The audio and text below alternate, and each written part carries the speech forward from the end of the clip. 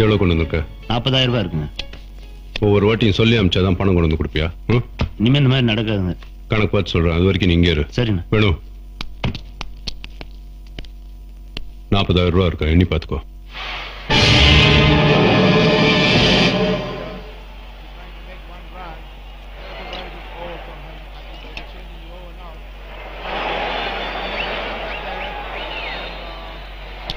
பாலா, ஆட்டம் எப்படி போயிட்டு இருக்கு? நம்ம பசங்க ஜெயிச்சிருவாங்களா?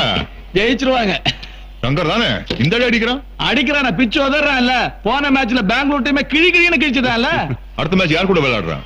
ஜிம்கானா கிளப்போட தான். நீ ஒரு வேலை பண்ணு, அந்த ஜிம்கானா கிளப் மேல 1 லட்சம் ரூபாய் பந்தம் கட்டு. அப்புறம் அந்த பிளேயர் பேட்ஸ்மேன் சங்கருக்கு ஒரு லெட்டர் எழுது. அந்த லெட்டர்ல ஏண்டா ஒரு ஓவர்லயா 2 ஓவர்லயா? ஒரு ஓவர்ல அவுட் ஆகணும். அவனுக்கு ஒரு ஓவர்ல அவுட் ஆகணும்னு லெட்டர்ல எழுது.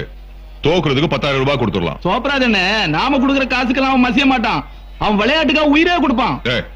பேசாம நான் சொன்ன மாதிரி அவனுக்கு லெட்டர் எழுதுறா. அண்ணே, விஸ்வா வந்திருக்கான். விஸ்வா, மைக் டைசன் அண்ணன் கூப்பிட்டு தான் வருவியா? பாக்ஸிங் பண்ணலாமா? ரொம்ப நாள் ஆச்சு பாக்ஸிங் பண்ணி. வரியா ஒரு ரவுண்டு? கமான் கமான், அட்ரா அட்ரா. என்ன கமான் அட்ரா விஸ்வா. என்ன வயசாச்சுன்னு நினைக்கிறியா? கமான். என்னடா விஸ்வா, கமான் விஸ்வா, அட்ரா கமான். பஞ்ச் மே. அடே அடே, பஞ்ச் மே.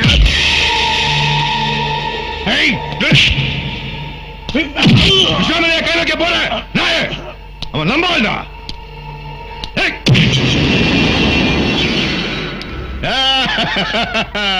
உன் பாக்ஸிங் ஸ்டைல் நல்லா இருக்கு விஸ்வா.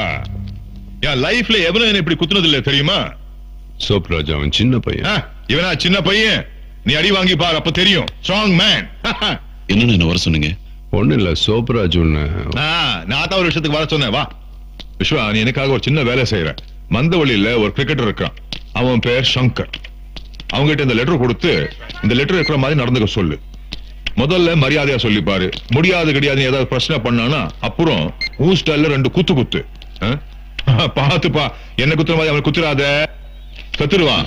இதுல என்ன எழுதிருக்கு? அத பத்தி உனக்கு என்ன? இத அவனுக்கு கொடுக்கணும் இல்ல, அதனால என்ன எழுதிருக்குன்னு தெரிஞ்சுக்கணும் தான். இதுல உன்னோட அண்ணன் ரகுவுக்கும் சங்கரோட அம்மாவுக்கும் கல்யாணம் எழுதி இருக்கு.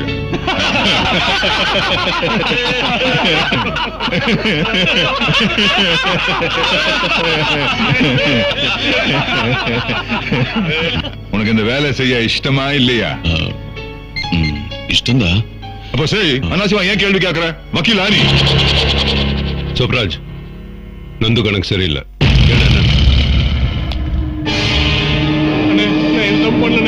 பணம் தெரியலண்ணே, நான் சொல்றது நம்புங்கண்ணே. அண்ணே வசூலான பணம் அவ்வளவுதானே, அவ்வளோத்தையும் அப்படியே கூட கொடுத்தேண்ணே. அண்ணே என்ன ஒண்ணும் செய்யாதீங்கண்ணே.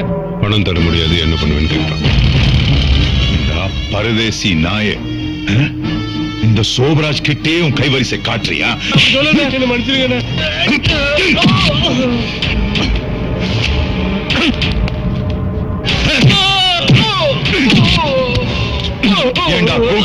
இந்த சோபராஜை ஏமாத்துறவன் எவனோ உயிரோடு இருக்க மாட்டான்னு தெரிஞ்சோம் என்ன ஏமாத்திரியா? இந்த ராஸ்களுக்கு பணம் கேட்டு இருந்தா கொடுத்துருக்க மாட்டேன். கேட்டவனுக்கு கேட்டதெல்லாம் கொடுக்கல.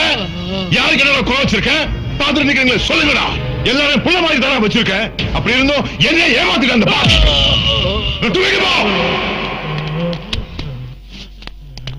மறுபடியும் அவனை இந்த ஏரியால பார்த்தா கண்டம் துணுமா வெட்டி போட்டுடுங்க.